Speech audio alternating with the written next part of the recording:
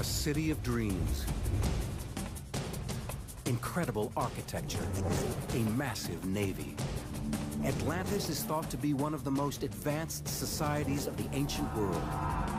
Then, without warning, it literally vanishes overnight. An extraordinary civilization, lost forever. But its memory is not soon forgotten. Legendary status has made Atlantis the holy grail of modern archaeology. Escúchame, un corte que tiene la estructura es humano. The city may not necessarily be under the bottom of the sea, but rather under the bottom of this flatland. Atlantis should be somewhere around here, but where? And if it is here, how come we can't see it? This team of obsessed scientists believe they finally hit the jackpot.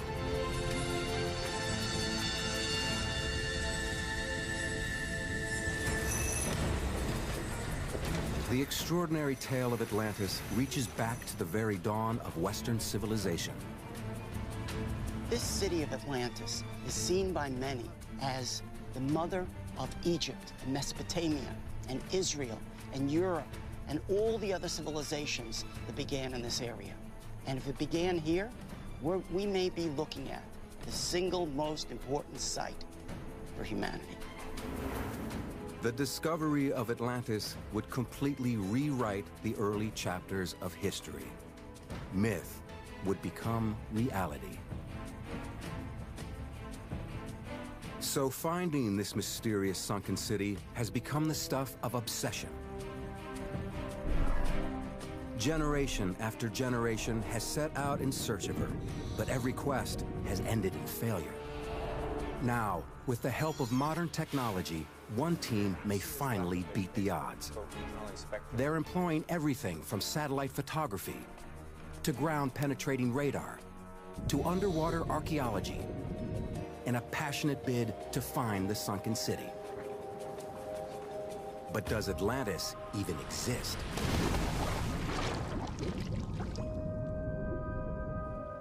The legendary city may be just that, a legend.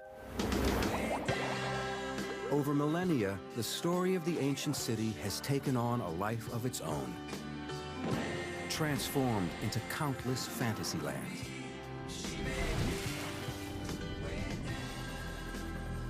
To separate fact from fiction, any search for Atlantis must begin with the original source material, and Angela Hobbs knows just where to look. All we know about Atlantis comes from a few pages of the book that I'm holding in my hands, written by the Greek philosopher Plato. He is the gold standard.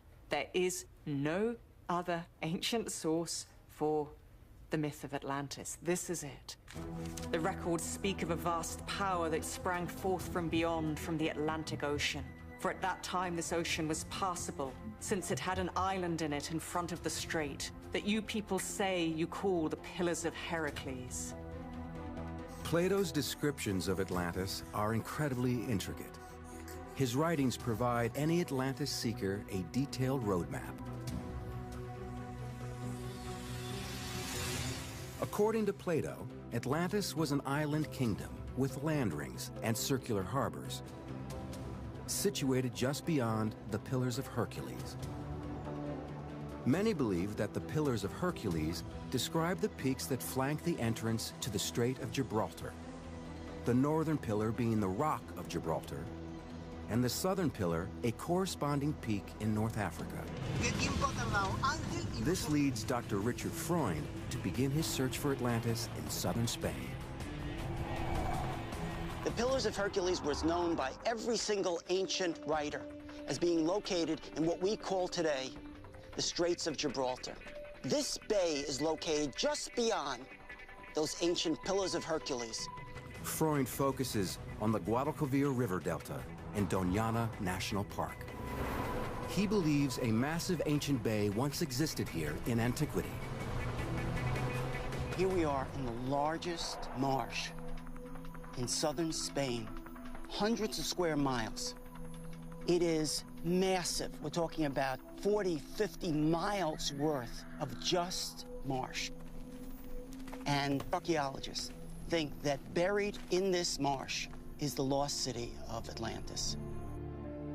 In 1922, archaeologists George Bonser and Adolf Schulten proposed that Atlantis is hidden under these mudflats.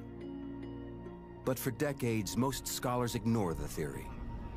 Then, in 2004, a young German physicist named Rainer Kuhn makes headlines using satellite photography to resurrect the Bonser-Schulten theory. I am here within the mudflats of the Donana National Park. It is exactly here where I think that Plato's Atlantis was located. Kuhn observes strange circular patterns in a satellite photograph of the Donana mudflats. Comparing the photograph to the detailed descriptions in Plato, Kuhn becomes convinced that the lost city is here in southern Spain. In his writings, Plato describes a port city with 3 rings of concentric harbors and gives exact dimensions for each. Kuhn believes that the circular patterns he sees fit Plato's measurements. And there's more. In his writings, Plato describes 2 temples on the center island of Atlantis. One dedicated to the god Poseidon. Within the circular patterns on the Donana mudflats, Kuhn finds a rectangular anomaly. When he calculates its dimensions, it comes up a perfect match to Plato's description of Poseidon's temple.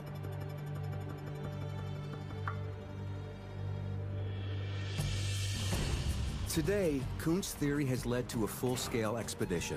A team will determine whether the anomalies detected from space actually correspond to man-made structures under the mud.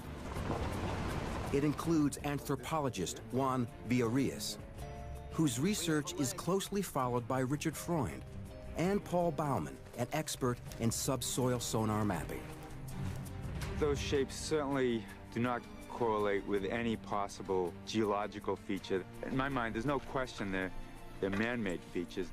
One of the big circles is connected with several rectangular structures. We think that those rectangular structures have a wall below the shape in the soil. And we are trying to find if we have a building.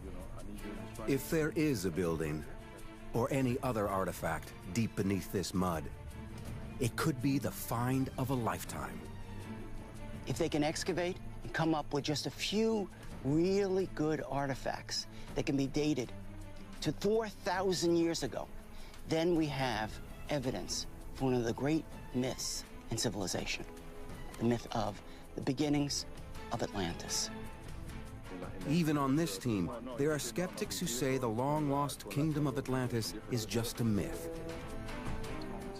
But they need only look 1,000 miles east to a place the Turkish call Troya for proof that myth can become reality. Here lies Troy, one of the most storied cities of the ancient world. So, this is the main street of the late Bronze Age citadel of Troya, dated around the 13th century BC. For years, people thought that the city of Troy was a fantasy, a made-up place described in Homer's epic poem, The Iliad. In the 3,000-year-old story, Troy is the setting for the Trojan War and the legendary Trojan horse, where the warrior Achilles fights for the beautiful daughter of Zeus, Helen of Troy. Like Atlantis, Troy was thought to be just a myth. Those who searched for it were ridiculed. There were many voices that would say that this story is pure fiction, that Troy does not exist. Then, in 1870, amateur archaeologist Heinrich Schliemann proves that Troy is a real place after all. He's able to unearth the fabled city by simply reading one of the oldest myths in Western literature as if it was fact. He used the Iliad as a tour guide. He accepted it as a direct description. Homer describes a city with steep rising walls and broad streets. Schliemann found them. The ruins here reveal a city filled with impressive architecture. Schliemann also needed to locate a city beside 2 rivers. Troy is described as a city located at the conflow of two rivers, Scamandros and Simois, which are here. Most importantly, he needed to find evidence of the Trojan War. And indeed, the archaeology here points to a bloody battle. This building was roofed with wooden beams, and we know that it ended in a fire because the beams were charred. And if there was a Trojan War, this is the best evidence that we have. For those searching for Atlantis, Troy is an inspiration, proving that myth and fact are sometimes one and the same. When Schliemann came here, he was successful. He excavated an archaeological site that everybody agrees nowadays is the site of Troia. He wanted to solve an archaeological problem, and he did. Now, the team in Spain is taking an even bigger gamble, and no one knows if they'll be as lucky.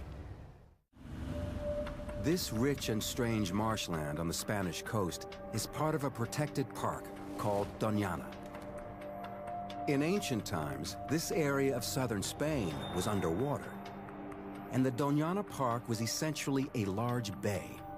In the bay, there were created, over a long period of time, massive sandbars that allowed people to use these sandbars to create cities. Dr. Richard Freund believes that the famous rings of Atlantis may have existed in this bay thousands of years ago. Freund and a team of archaeologists, geologists, and anthropologists pore over satellite photos of the area. We can put different depths. They find what may be circular shadows of an ancient city. Finally, we've narrowed it down to a very specific location around this mysterious circle in the midst of the swamp. But in order to pick the best areas to investigate, the team needs better images. And a simple homemade contraption might just fit the bill. By attaching small cameras to a balloon and a kite, the team can get higher resolution images than the photographs taken from space. Yeah, there we go, so that's working. The aerial photographs we're doing today can give us the clearest images that they've ever had. Today we'll get the best photographs of this entire area with this balloon and see whether those rings really exist. We're going to lift the balloon to at least 100 meters, and then we'll probably work at different increments of elevation, 100, 150, 200, and so forth. Any patterns or anomalies in the soil that appear in these new photographs could indicate buried man-made structures. But if there was once a mighty city here, what happened to it? According to Plato's final chapter, the great city of Atlantis faced a cataclysmic disaster. Violent earthquakes are followed by great flooding, and after just one day and one night, the entire island of Atlantis sinks below the sea. In order to prove their theory, the Spanish team must find evidence of such a disaster. Dr. Juan Antonio Morales finds geological evidence of a long history of massive tsunamis hitting this coastline. Puede observarse en esta zona como el desplazamiento de algunas de estas rocas a lo largo de esta plataforma tiene decenas, incluso centenas de metros. Por lo tanto, esto sugiere el desplazamiento no a causa de un solo tsunami, sino a causa de tsunamis sucesivos. If the rings of Atlantis existed in this ancient bay and were ravaged by successive tsunamis, the city would have been torn apart or perhaps pulled into the sea. As a result, evidence of the lost civilization might not just be under the Doñana mudflats. It could be underwater, off the modern coast. So that's exactly where the team takes their search.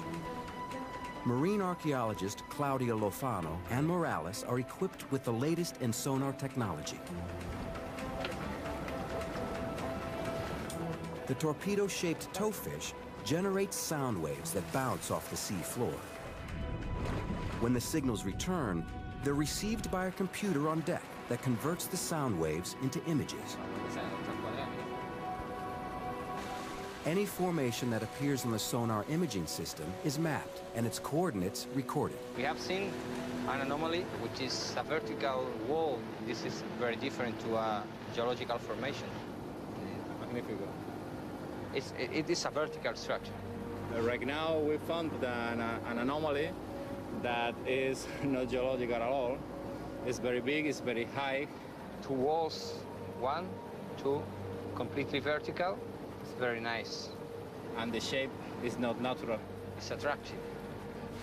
Claudio and Juan Antonio locate what looks to be a large structure 39 feet below the surface.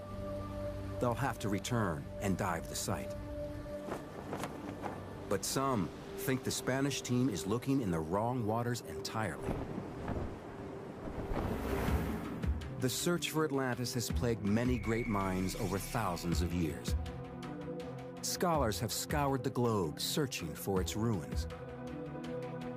For some of these explorers, Plato's description of the city's sophisticated architecture and society clearly points to just one location: the islands of Greece. And underneath the clay soil on this hilltop in Crete lies evidence of an ancient civilization way ahead of its time. Archaeologists call it Minoa. Minoans were real master builders. I'm walking on a 4,000-year-old street, which was probably the main access to this Minoan settlement. Beautifully paved with very large slabs, especially cut for this building.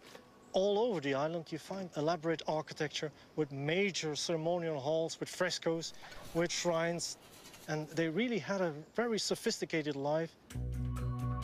Plato says Atlantis boasts gorgeous temples and shrines, with a highly ornamented palace situated on the central island. The Minoan architecture on Crete seems to reflect the same blueprint. We're in the palace at Knossos, the major site of Minoan civilization, with this massive palatial structure at its core. Could this be the great central palace that Plato describes? This is a megastructure covering about 10,000 square meters. Now, this kind of architecture required incredible planning to get the stones from the quarry, to transport them here, to have the skilled masons work them, to create this kind of straight line and the different kinds of shapes would have been very, very difficult. Walking amongst the breathtaking remnants of their ancient world, it's easy to imagine the Minoans calling their city by another name: Atlantis. To match the descriptions of Atlantis, the Minoan city also has to have an acropolis with dwellings and halls. And it's all here at Knossos. According to Plato, the bull is a central part of the Atlantean culture. In Atlantis, sacred bulls roam free around the temples. They're worshipped by priests and sacrificed in honor of Poseidon. Here in Knossos, it's obvious bulls were once a powerful symbol. I'm above the northern entrance passage at Knossos, and behind me is this imposing bull fresco. Now, it really seems as if the bull was a very significant part of Knossian political propaganda. There's a bull leaping scene found in fresco fragments over in the east part of the palace as well. The cultural importance of the bull, the stunning architecture, the depictions of a utopian lifestyle, together paint a familiar picture. It seems possible that the people we call Minoans are really the long-lost people of Atlantis. But Atlantis famously came to an end. Plato says the city was destroyed in a single day and night. Evidence suggests the Minoan people may have suffered a similar fate. It's from this kind of archaeological evidence that we can deduce some kind of a crisis situation. A lot of things went bad. On the southern coast of Spain, researchers have discovered buried structures they believe may be the lost city of Atlantis. It's not geologic at all. But there are those who think the Spanish team is way off course, that Atlantis was actually located in the Greek islands. The archaeology here is convincing. There is evidence that the Minoan people of Crete suffered a terrible disaster, an ancient cataclysm that may have wiped out this advanced civilization just as Plato describes. Clues to this catastrophe can be found 85 miles north of Crete on the Greek island of Santorini, also known as Thera. The disaster that occurred here nearly defies description. It's a volcanic island, and the volcano exploded very, very spectacularly about 3,600 years ago. And we have here evidence with this very impressive architecture, not even excavated, it's just being exposed as it's eroded by the sea. And you can see here evidence of the Theran eruption with ash layers and pottery showing that this building was destroyed at exactly this time. The ash cloud from Thera blocks out the sun for days. For the people of Crete, the effects are devastating. We had these huge ash clouds arriving on the island of Crete, and they deposited sort of like thick packages of volcanic ash that must have caused tremendous problems in their agriculture, in their shipping, in their commerce. A lot of people probably lost their houses. You had volcanic winters. A lot of things went bad. The earthquakes and massive volcanic activity on Santorini likely produced tsunamis, gigantic waves that crash onto the north coast of Crete. These waves would carry with them volcanic pumice, a very porous and solidified lava rock. Evidence of pumice on Crete could be proof that an ancient tsunami hit here. There's some spots along the north coast of the island where you found like pumice deposition. That is probably related to the Santorini eruption. And there's been recent activity from archaeologists suggesting that those deposits could really only have been caused by something like a tsunami.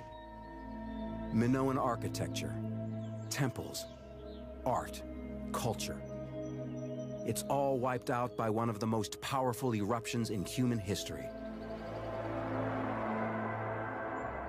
The case linking the Minoans to Atlantis is strong, but the legend of Atlantis hinges on its sinking and overnight disappearance. And for the Minoans, the eruption of Thera is not the end. Some managed to survive. We have clear continuity in the Minoan civilization after the Theran eruption. We can see archaeological layers showing the occupation at the time of the eruption, and then rebuilding and reoccupation straight away afterwards. It seems that despite compelling evidence, this is not the place that Plato describes. The Minoan civilization did not sink into the sea. It persevered. Ultimately, this triumphant story of survival is the greatest evidence against the theory. But back on the mudflats of Spain, the jury is still out. Dr. Freund and his team believe they're on the verge of uncovering a city that fits all the criteria laid out by Plato. We're standing here at the outskirts of the Doña Ana National Park, the source of tremendous speculation that perhaps this was the place where Atlantis was located, and this was the place, the mud, the shoal into which it disappeared. In Doñana Park, the team reviews the new aerial photographs taken from their kite and balloon cameras. And then oh, this is interesting right here. This picture right here at the higher altitude, you may see this rectangle that we were talking about. Any circular or rectangular patterns could provide strong evidence of a footprint of a lost city. This particular feature was not included in our list, so this is new that Paul's photography has revealed to us. And this area has been cleared by the grass cutters for thatch. And even after clearing, the feature was still visible from the kite photo. It's clearly not just a feature that's visible in vegetation, but visible in the earth. These traces may be the last markers of Atlantis. This is, I think, the most important feature in the aerial photography that's been done. It's the one that most resembles anything like Atlantis. It has an area that looks like a port leading into a large circle where the concentric circles would have been. Freund is convinced that the photographs reveal a pattern that matches Plato's description. A series of circular harbors with a central canal connecting them to the ocean. The team also identifies other supporting features. Circular features, linear features, parallel features, all in the order of a human scale. So, for instance, things that look like pathways or roadways at a 1 meter to 2 meters across, features that look like buildings that are 4 to 8 meters across. The team now uses ERT, electrical resistivity tomography, to record images of what lies underneath the circular patterns. What we're doing here is we're running a bunch of current through the ground, and we're measuring what comes back from that, and we'll be able to get a picture of what's in the subsurface up to about 12 meters below the ground surface. The crew frantically searches for any remnants. The lost city of Atlantis may finally be in their grasp. Yeah, no, you're right. I didn't go very far. But another ancient mystery also looms large. Yeah. The rectangle here, the rectangle there. The biblical story of the lost city of Tarshish. Tarshish is a city mentioned many times in the Bible. Many scholars believe that it's simply another name for the ancient and famous city of Tartessos. Most scholars agree that Tartessos was located in southern Spain and that Tarshish was located in southern Spain. Tartessos was Tarshish. In the written sources, Tartessos and Tarshish are famous for their metals. Trade ships would travel for years from as far away as the Middle East to fill their holds.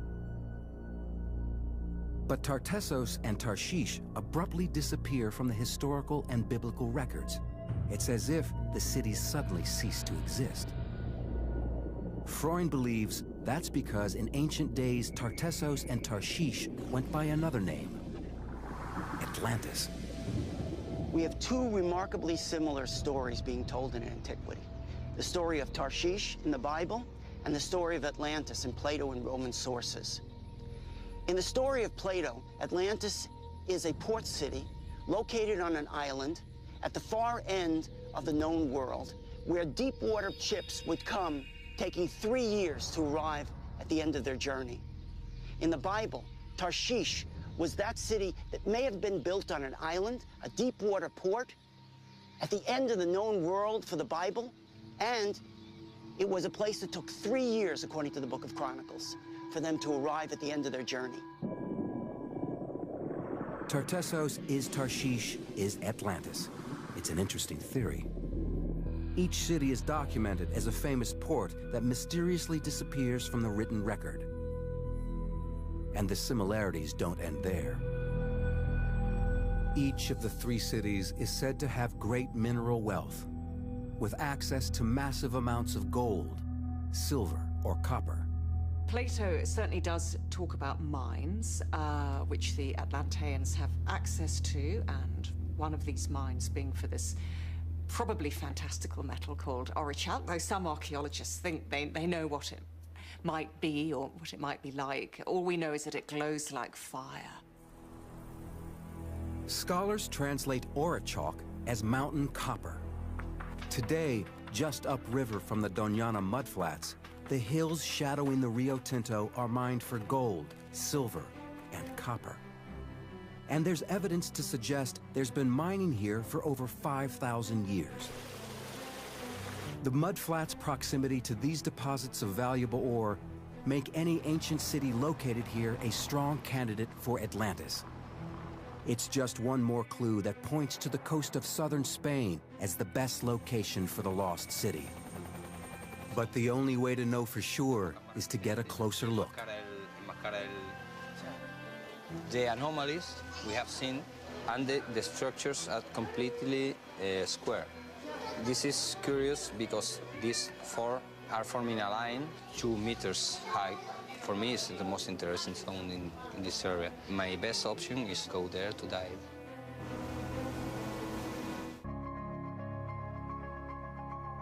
Using side-scan sonar, the team isolates 5 areas off the southern coast of Spain that may hold remnants of the lost city of Atlantis. The sonar images show what looks like man-made structures on the seafloor. Right now we are sailing to one of the points that we want to check. We call it the cathedral. It's really big. It's about 40 meters long. The main characteristic that we are looking for is if it's human-made or not. It's the beginning of storm season. High winds and foul weather pick up at the end of September and continue through the winter. The divers have only a small window of opportunity to investigate the site before the weather turns ugly. We have a good news. Strong wind of yesterday blow dark water that came from the river. We'll have better visibility than we expected.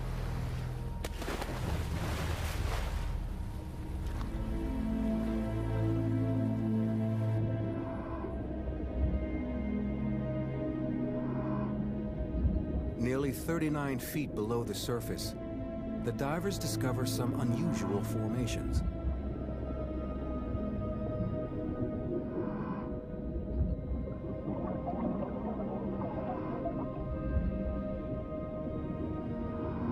Stones that seem to have been cut.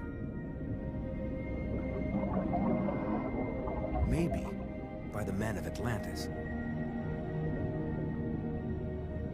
These stones may have once been part of the great city walls that Plato describes. Man-made, yeah. It's too perfect to be casual. Huh? Take a second look, yeah?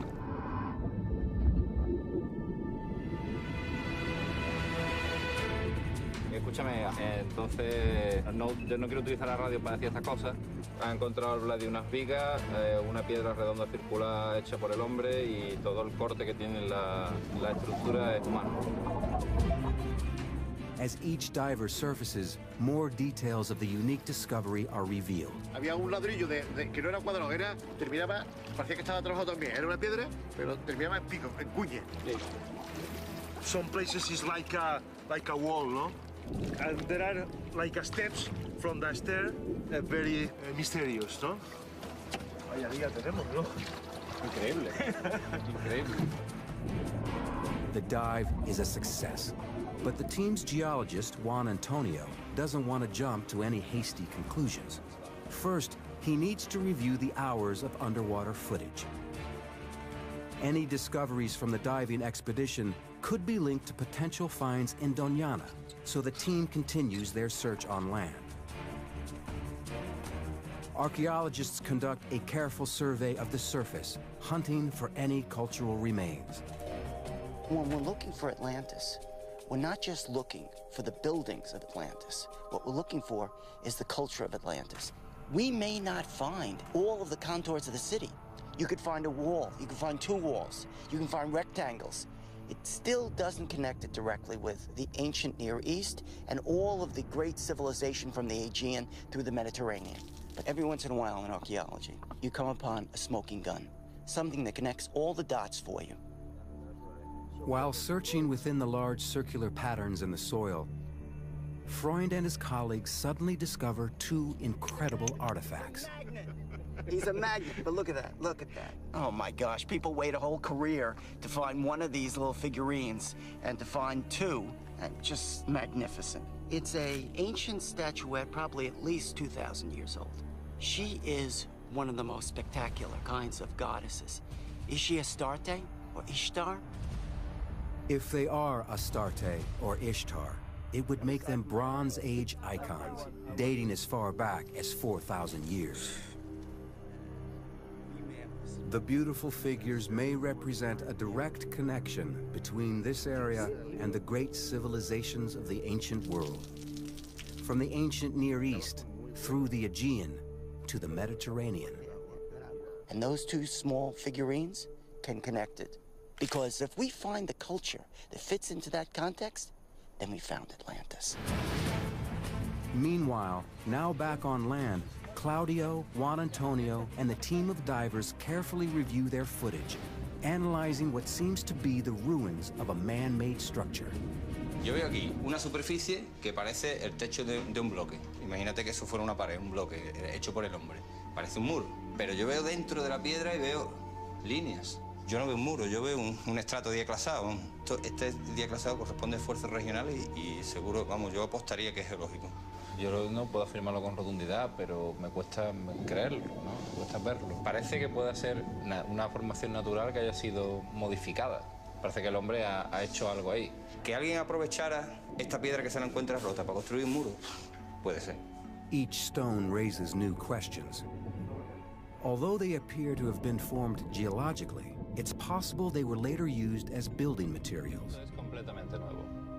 Cuando analizamos yacimientos del entorno de Doñana, vemos que muchas de estas rocas y de rocas de otro tipo cuadrangulares han sido reutilizadas en la construcción. If the stones were transported and used as building blocks, the most likely location for a construction site is under the Doñana mudflats. For 3 days now, the team has been conducting advanced imaging across the geometric patterns first seen in the aerial photographs. Let's get Juan over here. Just look, let him look at this. This is the big circle. Any structures below the soil will show up as distinct breaks in the so-called density and conductivity graph. If there are evenly spaced breaks that match the circular patterns on the surface, it will be strong evidence that there are buried structures under the mud that could be the city of Atlantis. Okay, so here's the results of the electrical imaging across the large circle that's particularly reminiscent of Plato's description of Atlantis. The section's 160 meters long and 12 meters deep. We have breaks here and breaks again at 60 meters. 60 meters. The results look positive.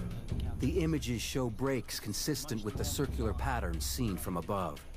In my view, the pattern of resistivity to electricity matches the pictures, matches the shape of the borders of the features. We can explain the circles because they really are there. There is some kind of representation in the soil. It look like this. If a city was suddenly buried here, all of the organic material associated with that civilization would also be trapped.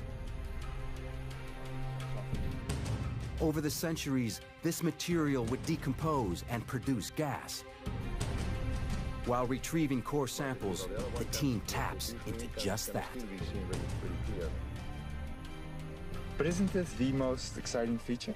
We have a mysterious methane layer that could indicate flora and fauna and human activity that were sealed in one single layer in a catastrophic event. Freund is feeling optimistic. Early lab results from the finds at the Doñana mudflats are in, and so far, they look positive. Carbon-14 dating has told us that artifacts found inside of the marsh go from the period of 5,000 BCE all the way down to approximately 2000 BCE. We have a coring that tells us there was a deep water port that continued into the center of this marsh. Electrical resistivity tomography identifies that there were actual signatures of walls that were located below the surface. And we have a mysterious methane layer that was sealed about 6 to 9 meters below the surface. It goes down deep. What is it? It must be about 5 meters? No. Methane is created by the decomposition of organic matter. If the entire Atlantis civilization was suddenly buried, it could create a huge deposit of trapped methane, like the one found by the research team. Although other explanations for the gas are possible, its unique location, coupled with the history of tsunamis on this coast, together make a strong case that a tsunami crashed onto this site and buried a city. The surrounding flora, fauna, and people would have all died. The researchers are anxious to excavate, but there's groundwater right below the surface, and that poses serious problems. Going deeper than 7 meters is technically very complex and very expensive. Yeah. It could be years before anything is unearthed here. But further inland, other Spanish archaeologists have recently made a discovery that could lend further evidence to the Doñana theory and point the way to Atlantis. This is Concho Ruano, one of the greatest archaeological discoveries of the 20th century.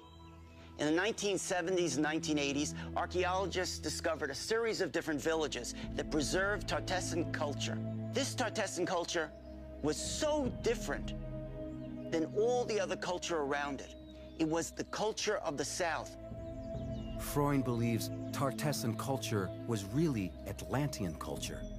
But these 2,500-year-old ruins are 125 miles from the coast, a long way from home. Why did they come here? Some cataclysmic event on the coast pushed them out of their homes in the 9th century. Freund believes this place is not the remains of a once bustling village. Rather, it's a memorial to the lost kingdom of Atlantis. He calls it a ritual city and says that this site is actually a miniature replica of Atlantis, built in homage.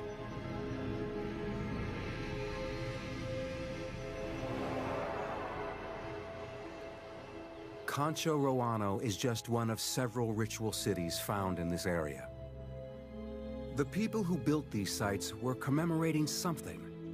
But was it the legendary seaside kingdom of Atlantis, hundreds of miles away? Detectives say you follow the money. Archaeologists say you follow the stone. Slate is the key. This room is paved with slate. This slate room may have been the residence of the high priest for the entire memorial city. And slate is not indigenous to this area, but 250 kilometers to the south on the coast, it's very famous. The people would have brought slate all the way up to this Concho Roano site. Freund believes the slate in the temple connects this inland site with the coastal city of Atlantis. On its own, it's not enough to establish a solid link. But there's something else. It was an altar. A secret symbol that helps make his case. Another clue is the Holy of Holies. Located at the center of the entire city, just like Poseidon's temple that's mentioned in the writings of Plato, this was the place where the most sacred rituals would take place. Sacrificing of animals. Ritual objects were found here. Gold and silver, bronze. According to Plato, the story of Atlantis came down to him from the Greek legislator Solon, who heard it from the priests of ancient Egypt. It seems the Egyptians had direct contact with the Atlanteans. And in the most holy space of Concho Roano, there's a 3,500-year-old Egyptian symbol. In this place, in the center, was found a symbol that goes back to the pharaoh Ahmose in the 16th century BCE. It's a symbol of holy metallurgy. This symbol links the site to the metalworkers so revered by the ancient pharaohs. In the historical record, there are 3 cities famous throughout the world for their mastery of metals: Tarshish, Tartessos, and Atlantis. This symbol could connect this place to all of them, and may be the ultimate proof that the 3 cities were one and the same. Original altar. But there's one more piece of evidence connecting Concho Roano to Atlantis. The most remarkable artifact of all. An ancient carving that seems to preserve the very emblem of Atlantis. It's a stone indicator of what they were memorializing, who they were. And what is it? It's a symbol of concentric circles, one inside the other. And they're found right at the threshold. At the entrance of Concho Roano and in many other ritual cities are large stone stelae. As you would come up to the city, you would see this standing stone in front of a warrior with his sword drawn. And here we have the concentric circles of the city that he's guarding. This signpost points to a city with one entrance in, and coming out. And in the center, the same thing that Plato is describing in Atlantis, central shrine of Poseidon. It's their memory of the past. And the symbols that we find on this is the way they remember Atlantis.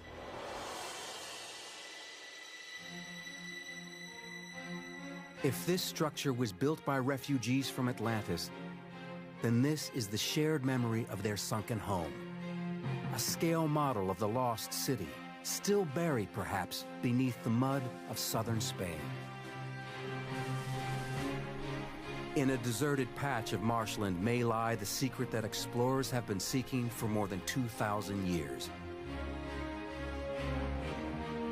Advanced imaging technology has detected circular patterns like those described by Plato. The same design that's repeated on a 2,500-year-old memorial. And new science seems to have revealed a guarded island city of circular canals with a central shrine and a waterway that leads to its heart. Maybe this is where our civilization was born, home to an ancient and advanced people, a culture of extraordinary achievement. Perhaps submerged beneath this ground is the place we call Atlantis.